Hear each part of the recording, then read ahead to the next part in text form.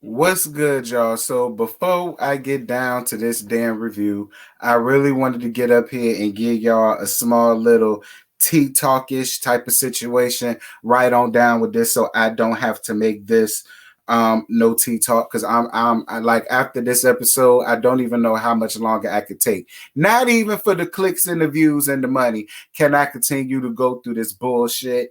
But I want to give y'all this small little tea talk right quick. So this person that y'all see cuddled up with Hosha, apparently used to be a producer for Real Housewives of Atlanta, and he's bringing up a time back in Real Housewives of Atlanta season 10. So I'm about to read to you all what this man done said.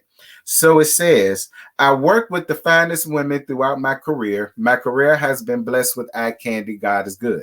So he says, I remember I produced a scene while being a producer on the Real Housewives of Atlanta. I secretly produced a scene with Porsha during season 10 and didn't tell the executive producers.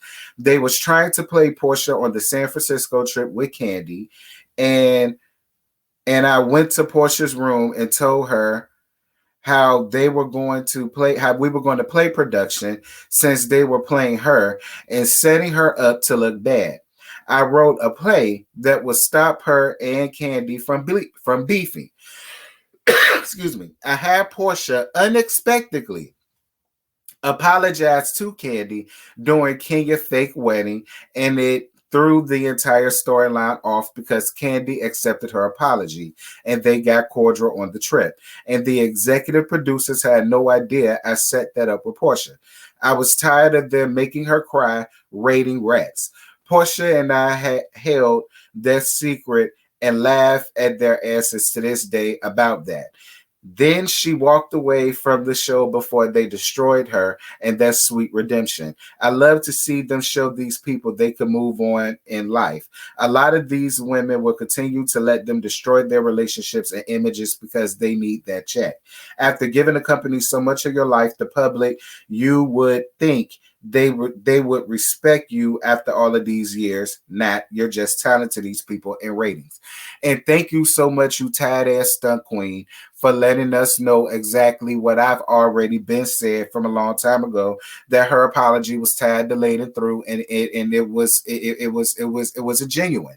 It was very non-genuine. So thank you so much for being the typical messy queen and opening up your mouth and spilling beans and spilling truths that we really didn't need to know about. Like, sir, Miss Girl, we didn't need to know about that. That was none of our business. That was none of our business. You could have went on ahead and let that been an inside joke between you and Porsha, and that would have sufficed just fine. You did not have to let us know that. But thank you so much, Queenie, because I already been knew that that apology that she gave was not genuine. So thank you so much. Thank you. Appreciate you, daughter.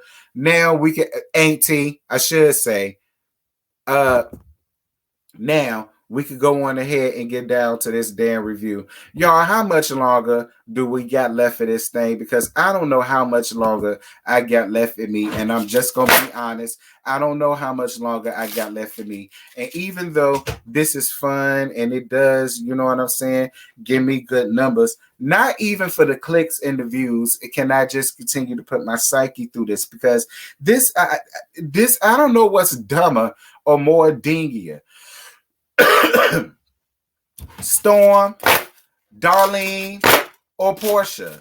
Like, I don't like I really need y'all to get these likes up. If y'all want me to continue to put myself through this, get these likes up, y'all, because I need some motivation. And right now I'm just not motivated. I'm not motivated. I'm not motivated at all. Like I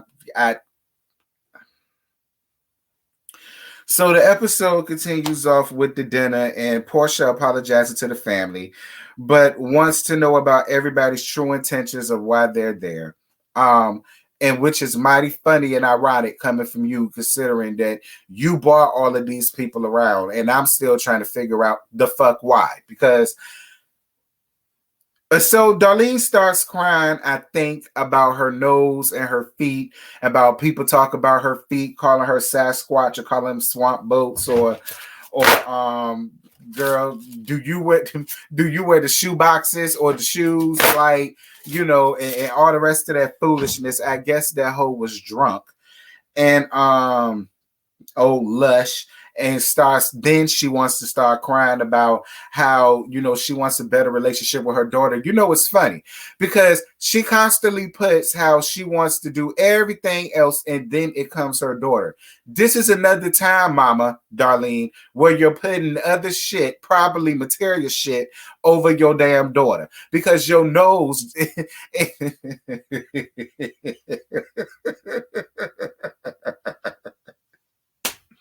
because your nose in them tool sheds you call feet was way more important than working out the relationship with your daughter. Because if you really wanted that relationship, that should have been the first thing you said, heifer.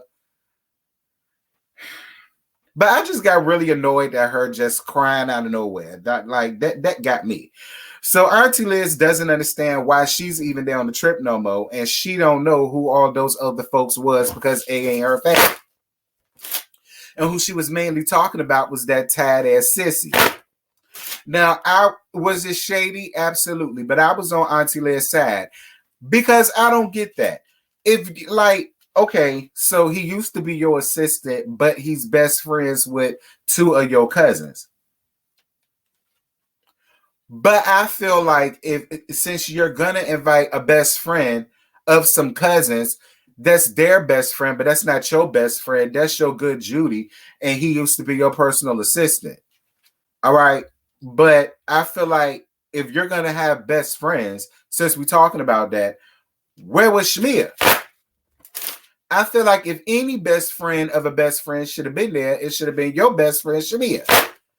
And that tad ass sissy that was there that added absolutely nothing to what's going on. Like, I don't even know what the fuck he's there for. I don't know what he there for. I don't know. Well, I guess I know what Lauren there for because we did see you working with Dish Nation. So, I mean, I guess she got a reason to be there. But he ain't got no reason to be there no more. So when it came down to that, I was totally on Auntie Liz's side. If this is about family, then it should have just been family here. I don't know her. I was on her side with that. Was it Patty? Yeah, but I was on her side with that. Forget a green screen, y'all. So Gina says she can't smell shellfish, so she had to get up from the table. I guess, goddamn Gina. So Storm says that she wants to make new relationships. Girl, you just a flunky and you want to be down with Porsha's clique so damn bad. That's really what I think of you. Dennis says that he's here to get his relationship good with Simon as far as co-parenting, that the family is broken and it's up to Porsha to fix it. And then he and Storm get into it, and then Dennis tells her to shut the fuck up, and then he leaves. Lauren tried to make it a big deal about a man telling her to shut the fuck up. So she need to shut the fuck up. What difference does it make? What difference that? So you're more mad. So it would be better for a woman to tell her to shut the fuck up. It would sting either way.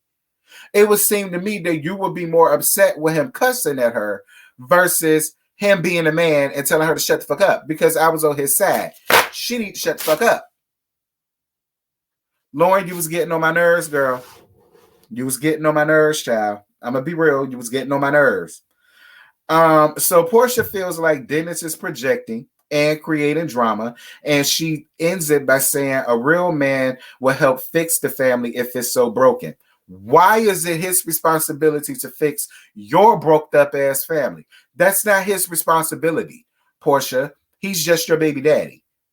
It's not his responsibility to fix your family. And he was absolutely right. You are ahead of the family as far as it comes to this, because all of them are here because of you.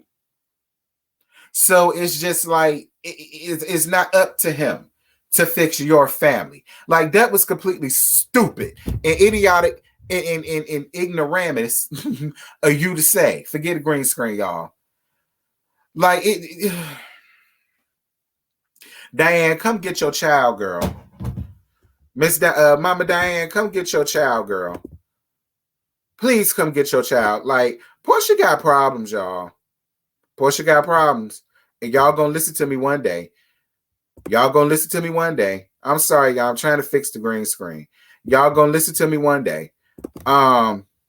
Anyway, so Dennis and Lauren W, her assistant, switch rooms, and Lauren feels a way about Dennis telling Storm to shut the fuck up. And then Londi says, I mean, yeah, I agree. I should have told her to shut the fuck up. I should have told her to shut the fuck up. And I was on her side. I don't care who said it, just as long as somebody needed to say it. Because I'm sorry, I don't see it for Storm. I feel like Storm is very much so giving clout chaser. I don't think she's here to genuinely get to know Porsha by any means. She wants to get to know Porsha long enough because she thinks there's a season 2 to this show.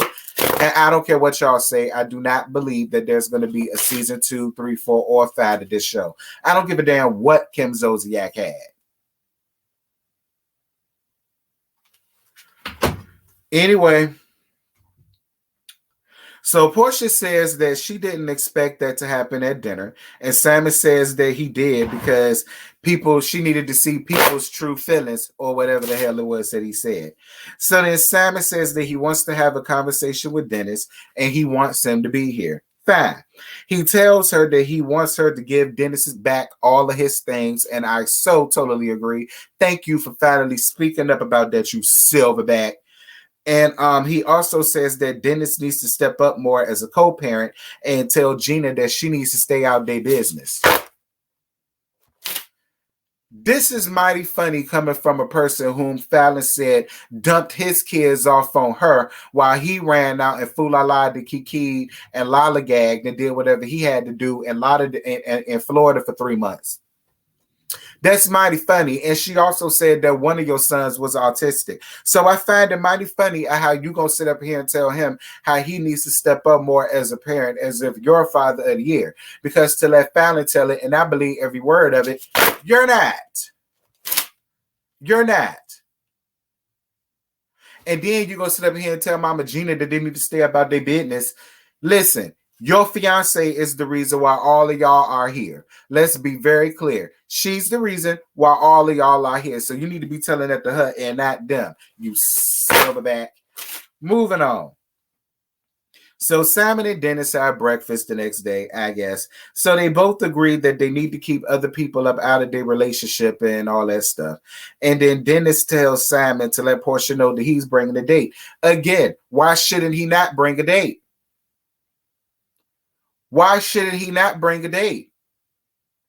Like, that doesn't make no sense to me. And nobody can make that make sense to me. It doesn't make sense to me as to why he should be subjected to be sitting there having to see her be all happy and fake happy and fake cuddled up with this damn silverback orangutan behind me. And you know what I'm saying? He's just supposed to sit up in the room, be sitting up in his room, upstairs thinking about you. He must confess he's a mess for you. Come on, Brandy. Y'all remember that off off the Waiting to Exhale soundtrack? Shout out to Brandy, who is not, I repeat, not the vocal ballad.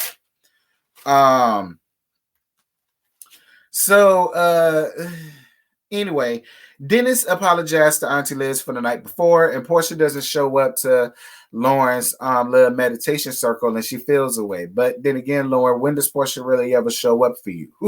You know what I'm saying? Like, Porsha treats you the same way she would a regular bitch out on the street. Like, while you sitting up here shading me for sitting up here talking about her, like, I'm taking up for you.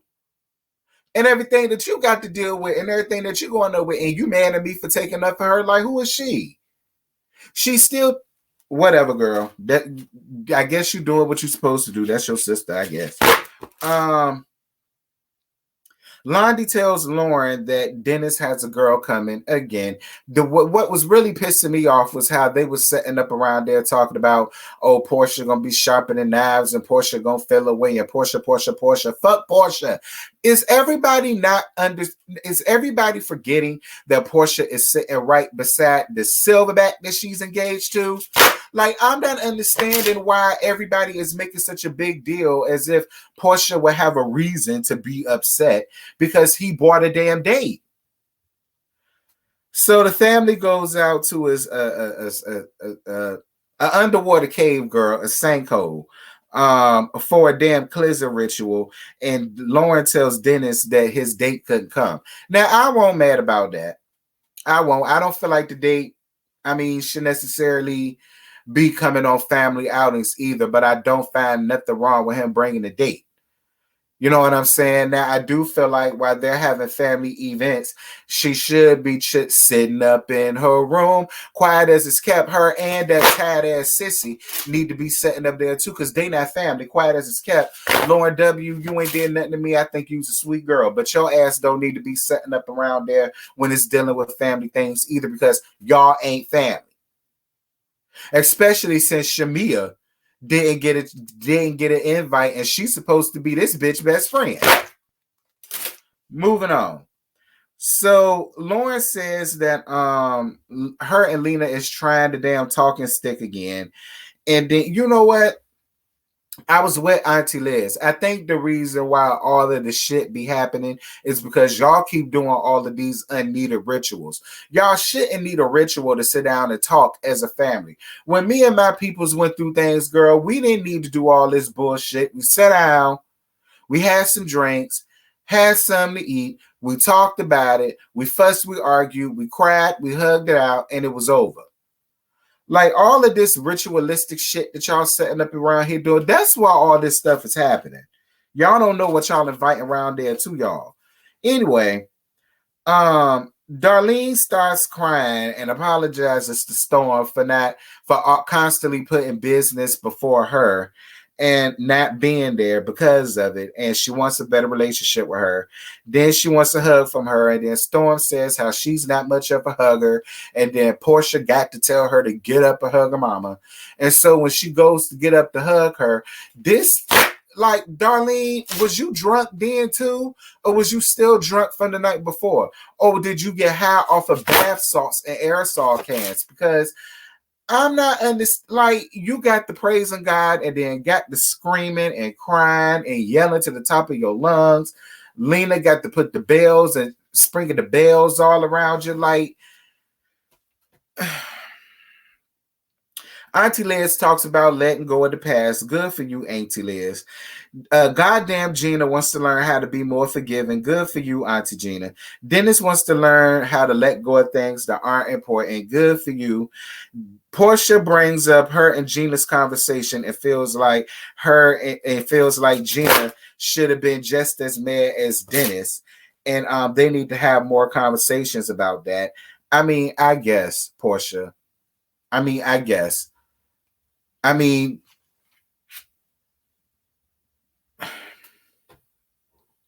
Lauren feels